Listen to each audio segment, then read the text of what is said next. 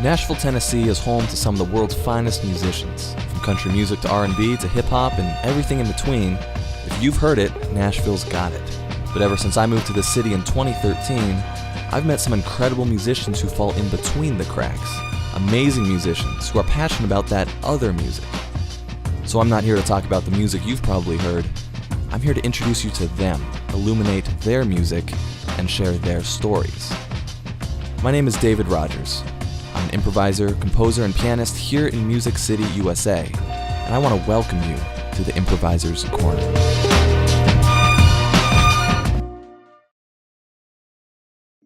On today's episode, I get the chance to talk to Jess Nolan, a multifaceted singer-songwriter, improviser, and musician here in Music City. We talk about her approach to lyrics, songwriting, and the amazing communities that she's a part of here in town, and we even wrote a song together. You brought something. I did. From this morning. You want to talk a little bit about that? Sure. And then what we're going to do next. I'm really excited for this. Sure. So we talked about the free write thing. Yeah. And I try to do that every day if I can, whether that's just writing in my journal about how I'm feeling or what happened that day, or writing a poem, or just writing about a topic. Okay. So this morning I did a little free write, and I figured we could just like play, and then let's see what I'll happens. make something up over what we play, and that's kind of how I start songs, especially like when I'm in the room with another musician and I bring in something like this that just is words on a page. Yeah. We'll just kind of play, and then I'll Sure. try to figure out I'm so something excited. over it. This is great. Okay, let me make sure we're still. Yeah, okay.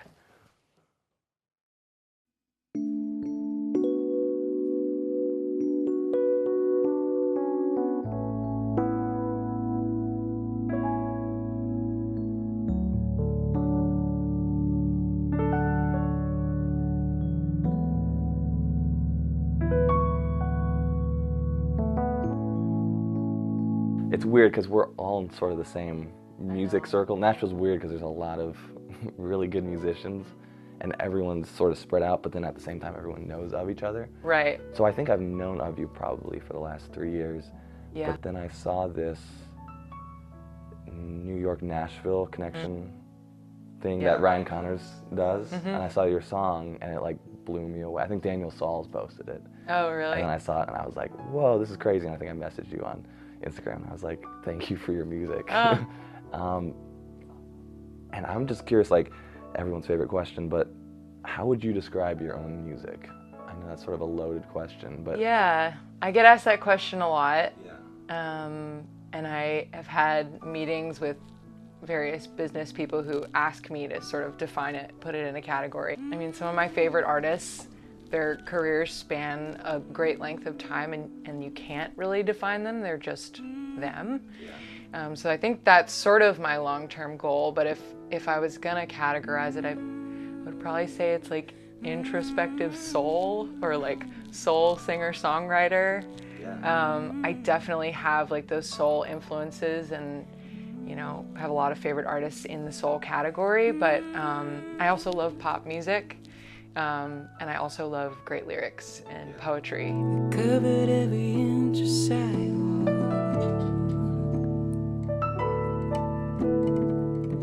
images and lines of chalk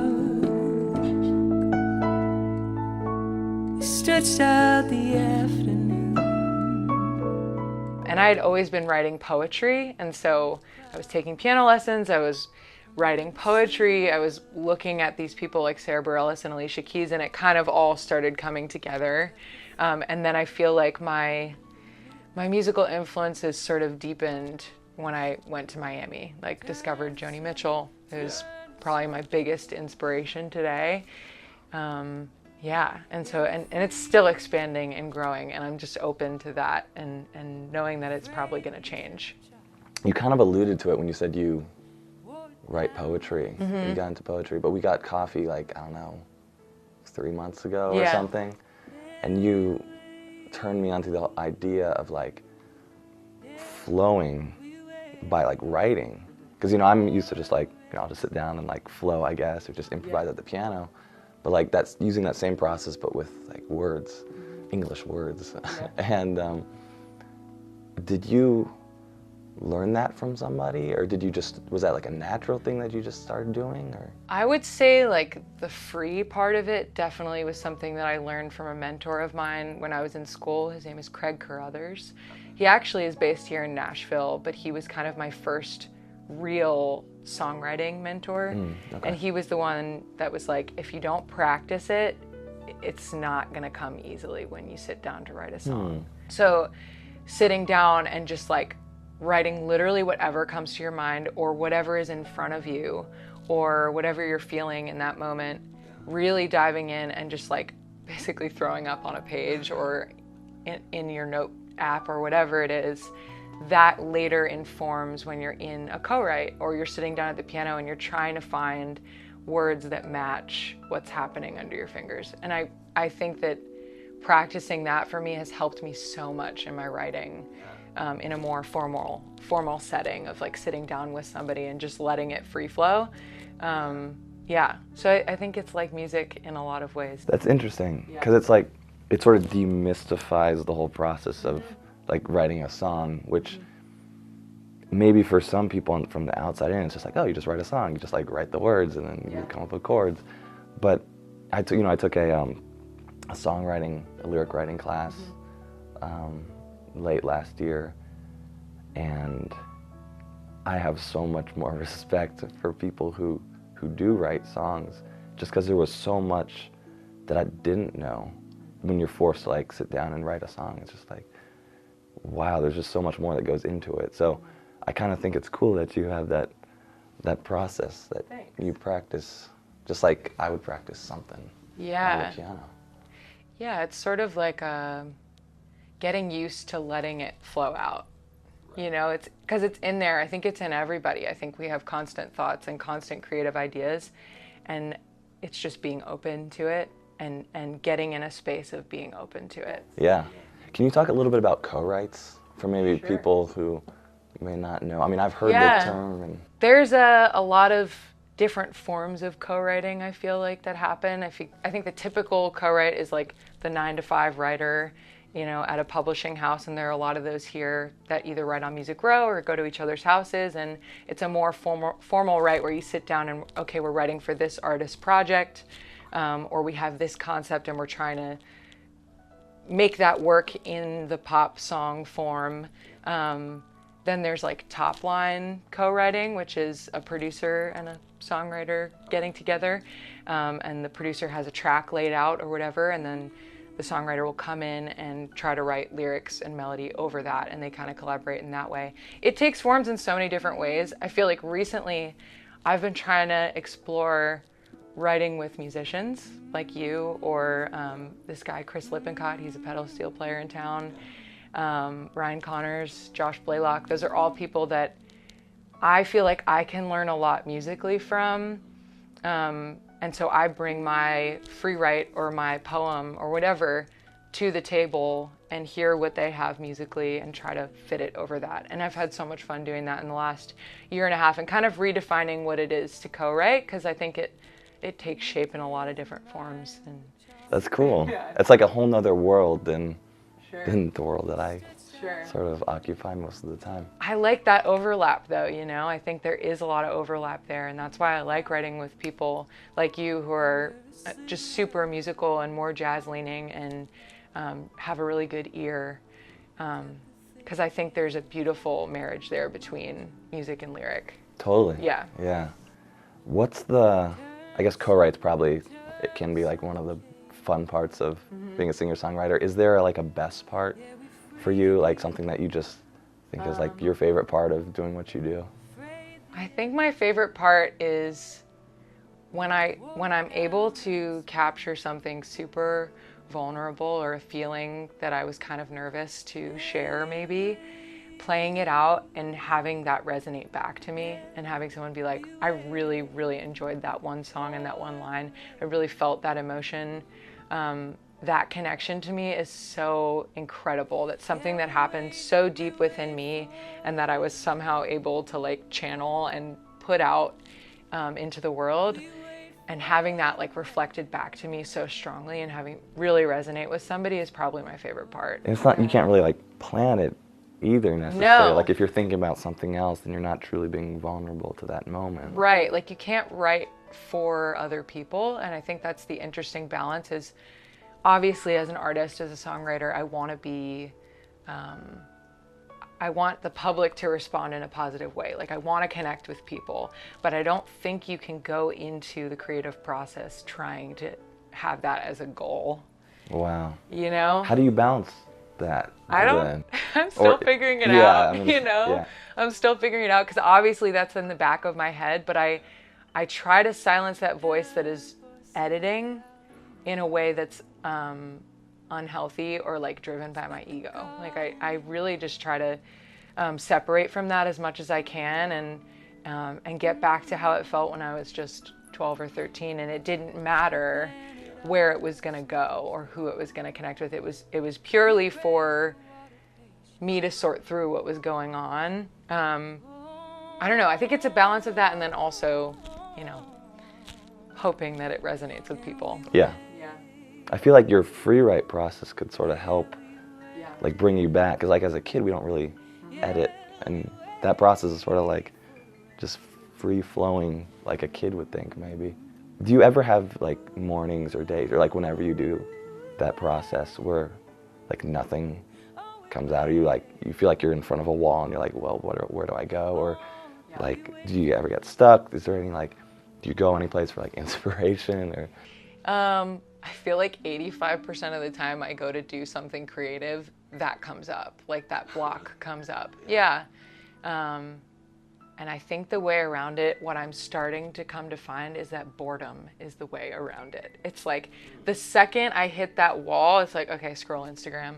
Okay, let's look at what's going on YouTube. Let's go down a rabbit hole there. You know, it's so easy to distract yourself when you feel like nothing's happening. And I think that there's been a lot of beauty, at least in the last couple months, I've been finding of just like letting myself be bored. That's so fun. You know, because I think we're inundated with information and things to do, and we can overwhelm ourselves and feel like we're stuck when really the way to get unstuck, at least in my experience, is leaving the space Yeah. to get unstuck. I you really know? dig that. I've told people before, it's like, I aspire to be bored. Yeah. Because I don't feel that feeling very often. And as a result, I don't really know how to deal with that feeling of boredom. But when I'm there, like something inevitably, like creatively will just sort of like pop up and like, hey, remember me? Yeah. Totally. Yeah. Yeah, it's like letting that voice come back. And you're a dog mom too. I am a dog mom, yes. I love What's my that? dog so much.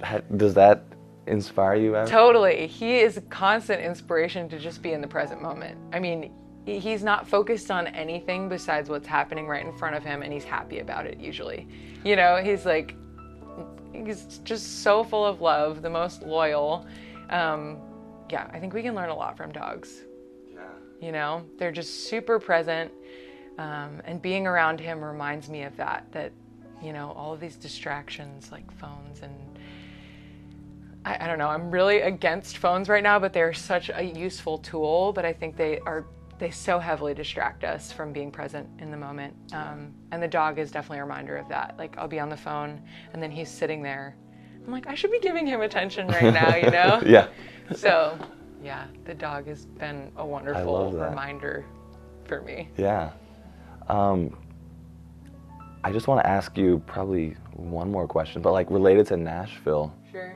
Especially since you've moved here, you said like 3.5 years ago, and I'm sure you've sort of seen it change and people come in, and people leave, but how has that in that short time affected you? How's the city, the community, the opportunities, the negativities, you know, whatever, how has that all affected you as a person, but also as an artist? I love the community here so much, and I'm so happy I came here. I will say, like, the two communities that I think have influenced me the most here are the female singer-songwriter community.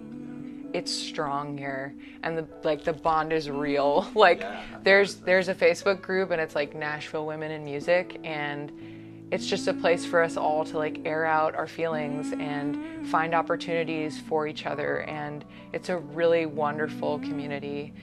Just last night I hosted a house concert, and it was called Ladies in the House, and it was just 3 of my singer-songwriter friends, and we got together and played our songs, and I found such strength in that community.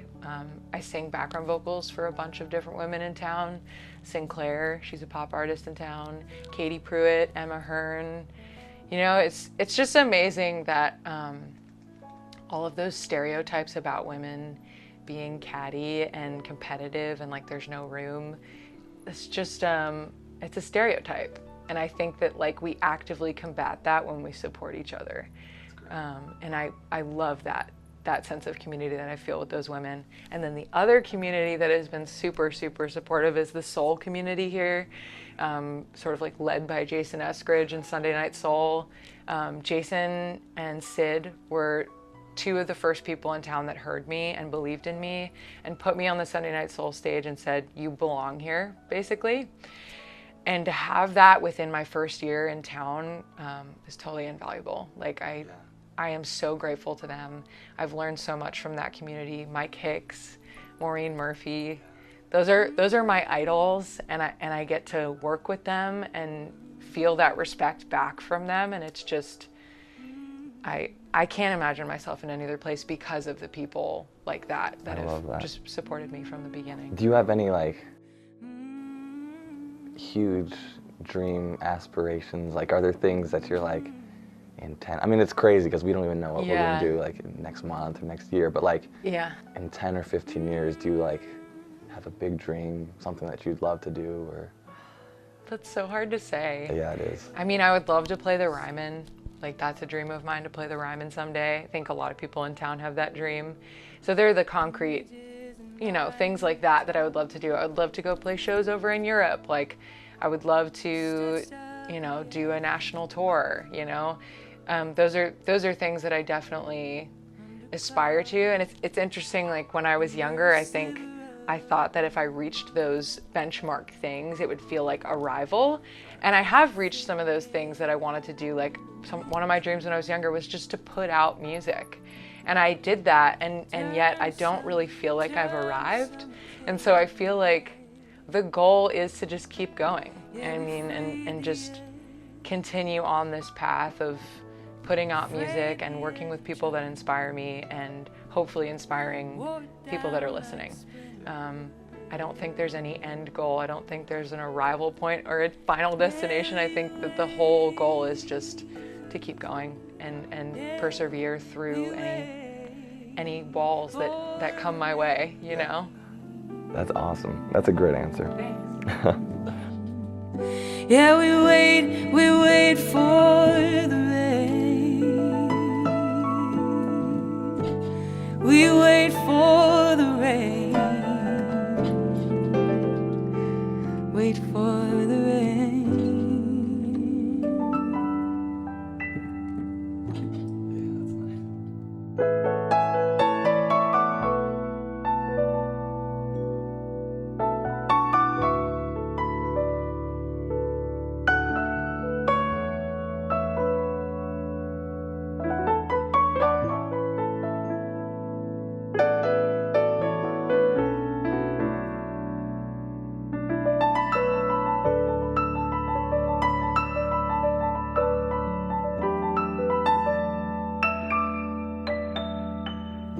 We dug for seeds out in the yard, split the garden into parts.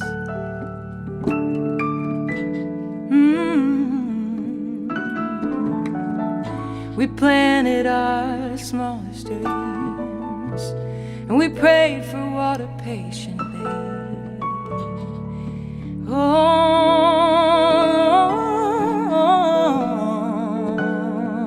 And we wait, yeah, we wait, yeah, we wait for the rain. Ooh, we wait, oh, we wait.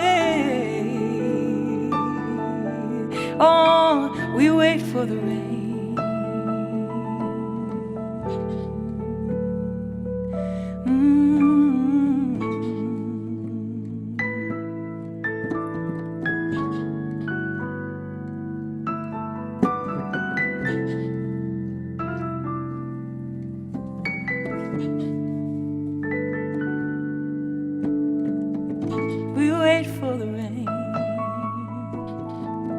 We wait for the rain.